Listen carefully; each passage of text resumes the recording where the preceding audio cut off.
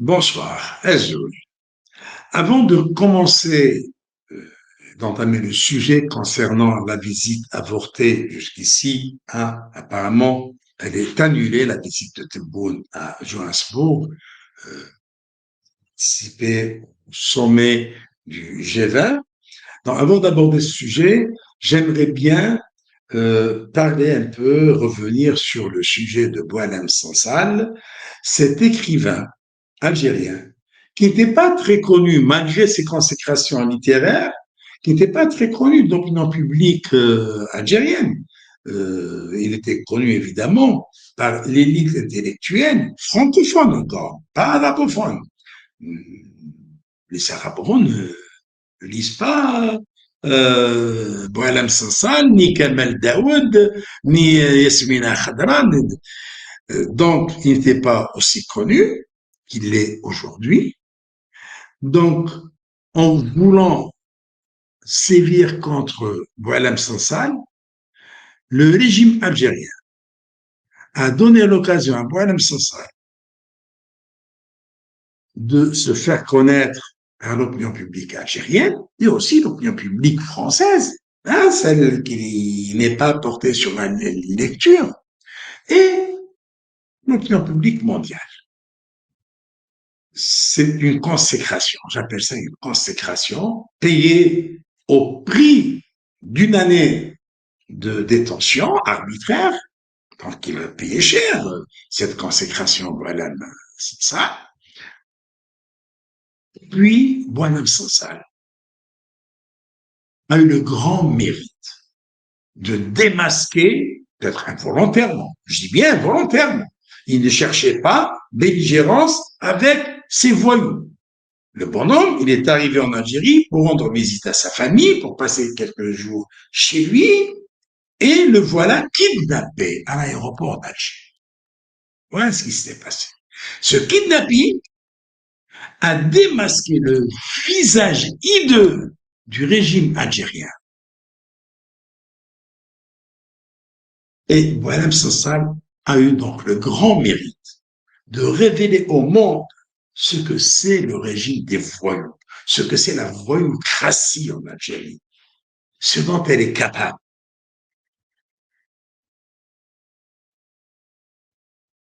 Et Boualem Sansal, ça je le dis à tous les Algériens, ils n'ont pas encore pris conscience du danger que représente le régime algérien sur l'Algérien, sur le citoyen et la citoyenne algérienne. Boualem Sansal nous a révélé que l'Algérien, quand il est porteur du passeport algérien et il rentre chez lui, il est humilié, emprisonné, ignoré. Et pire encore, il est calomnié. Il est calomnié même par celui qui est, soi-disant, à la tête de la magistrature suprême, à la tête de ce semblant d'État algérien. Il a été calomnié. Sa mère a été touchée dans son honneur. Par qui? Par cet idiot de vendu, ce Tebboune, est un débile, un véritable voyou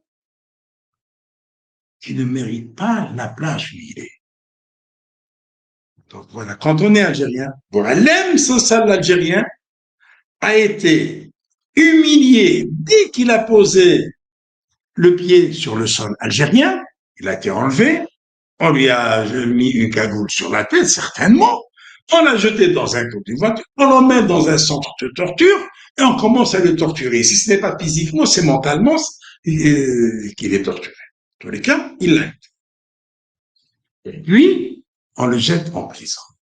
Pendant une année, on ne tient même pas compte de son âge, de son état de santé. Je parle pas de son statut d'écrivain, de penseur. Non, ils ne connaissent rien à cela. Ce sont des idiots, ce sont des incultes. On ne peut pas leur parler d'un sensal écrivain, d'un sensal penseur, d'un sensal qui a obtenu des distinctions dans le monde de la littérature. Qu'en dehors de l'Algérie, il est considéré comme un prince, comme un roi dans le monde littéraire. Non. Alors voilà, sensal algérien, humilié, jeté en prison, torturé, kidnappé, et dès qu'il quitte l'enfer algérien, Sansal l'algérien devient Sansal le français parce que il y a à peine une année qu'il a acquis la citoyenneté française. Et heureusement pour lui, parce que s'il l'avait pas, ah, il serait encore dans le trou. Il serait encore dans le trou.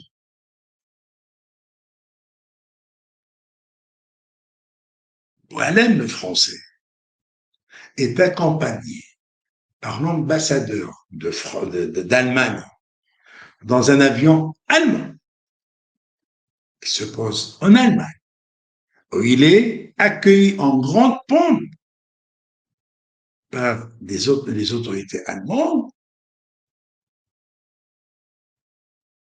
alors qu'aucun, heureusement, qu'aucun responsable algérien ne l'a accompagné dans l'avion, et aucun irresponsable algérien ne l'a attendu sur le tarmac de l'aéroport de Berlin. Heureusement pour lui, ils n'ont pas pollué l'atmosphère qui était magnifique lorsqu'il était arrivé en Allemagne. Et quelques jours après, 2, 3 jours, Boilem le français a mesuré, et certainement sans grand regret,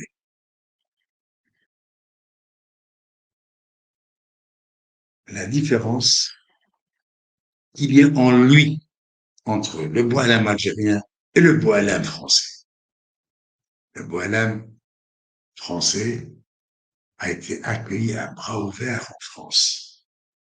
Il a été accueilli dès son arrivée au palais de l'Élysée par le couple présidentiel, M.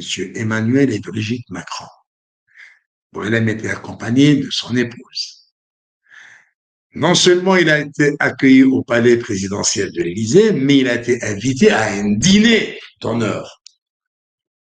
Eh oui, de la prison algérienne au palais de l'Élysée. Le bonhomme algérien qui végétait dans une prison insalubre, comblé aujourd'hui l'Algérie, s'est retrouvé en France au palais présidentiel de l'Élysée. Et, et alors, cette révolution, cette guerre de libération qui sert de fonds de commerce et de rente pour les voyous qui gouvernent l'Algérie, à quoi a-t-elle servi? Est-ce qu'un million de martyrs se sont sacrifiés pour que l'Algérien soit humilié quand il est chez lui et honoré quand il va chez l'ancienne puissance coloniale? C'est ce qui fait regretter beaucoup d'Algériens. Des millions d'Algériens regrettent l'indépendance, regrettent le sacrifice de ces hommes libres et de ces femmes libres qui ont payé au prix le plus cher l'indépendance de l'Algérie. Certes, l'indépendance a été acquise, mais la liberté de l'Algérien a été bafouée, pire que du temps de la colonisation. Voilà. Maintenant, je vais aborder le sujet de la rencontre avortée qui devait avoir lieu à Johannesburg entre Tebboune et Emmanuel Macron.